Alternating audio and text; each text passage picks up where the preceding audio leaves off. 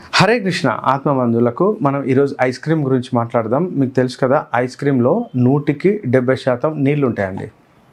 బాగా వినండి, 100% నీళ్ళు ఉంటాయి. మిగతా 20% పామోలిన్ ఉంటుంది. పామోలిన్ ఆయిల్ మీకు తెలుసు కదా, పామోలిన్ అనేది చాలా అత్యంత భయానకమైన ఆయిల్. అది గుండె లోపల ఉన్నటువంటి పైప్ లైన్స్ను మూసేస్తుంది. సో మనకు హార్ట్ బ్లాకేజెస్ కానీ, ఇంకా చెప్పాలంటే బ్యాడ్ కొలెస్ట్రాల్ లెవెల్ పెంచడం కానీ, అందులో ఉండే పామిటిక్ యాసిడ్ అంటారు, అది చాలా అత్యంత ప్రమాదకరమైనటువంటిది. పామోలిన్ అసలు ఎవరు మనుషులు వాడకూడదు.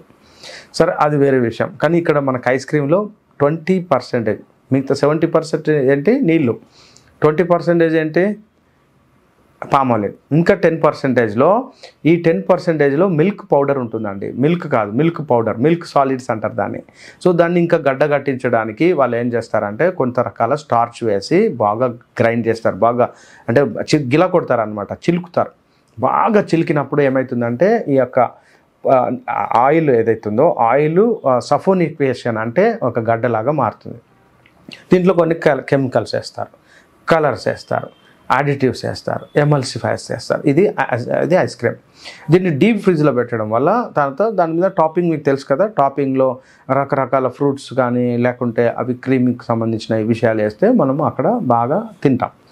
సో ఇక్కడ పిల్లలలో ఒబేసిటీ రావడానికి, హార్మోనల్ ఇంబ్యాలెన్స్ కావడానికి ప్రధానమైనటువంటి కారణం ఈ యొక్క ఐస్ క్రీమ్. ఈ ఐస్ క్రీమ్ తీసుకోవడం వల్ల మనకు నష్టం జరుగుతుంది. 199% ఐస్ క్రీమ్స్ అన్నీ ఇలాగే తయారవుతాయి. దయచేసి తల్లులందరికీ విజ్ఞప్తి ఏంటంటే, ఐస్ క్రీమ్ ఎట్లాగూ మన జీవితంలో ఒక భాగం అయిపోయింది. అంటే ఐస్ క్రీమ్ లేకుండా పిల్లలు కానీ పెద్దవాళ్ళు కానీ ఉండలేని పరిస్థితికి వచ్చింది.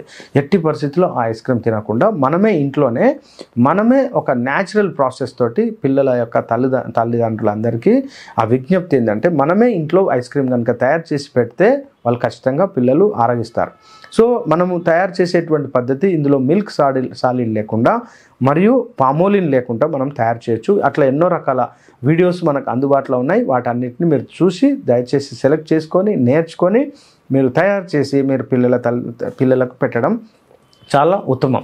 సో ఐస్ క్రీమ్స్ వాడొద్దని నేను చెప్పట్లే, కానీ ఐస్ క్రీమ్లో మనం చాలా రకాల న్యాచురల్ ఫ్రూట్స్ మనం సొంతంగా దగ్గరుండి తయారు చేసుకునేటువంటి సమయం లేదంటారా. ఒకసారి బయట తీసుకునే ఐస్ క్రీమ్లో చాక్లెట్ పౌడర్ అంటారు కదా, ఆ చాక్లెట్ పౌడరు అత్యంత నాసిరకమైన, మీకు తెలుసు కదా, అసలు 1% కూడా చాక్లెట్ పౌడర్ ఉండదు అందులో. అంత ఆర్టిఫిషియల్ కెమికల్స్తో కూడినటువంటి చాక్లెట్ పౌడర్. సో ఎట్టి పరిస్థితిలో మనము ఈ యొక్క ఐస్ క్రీమ్ని వాడకుండా మనం సొంతంగా తయారు చేసుకుందాం, మన యొక్క ఆరోగ్యాన్ని మనం కాపాడుకుందాం. హరే కృష్ణ.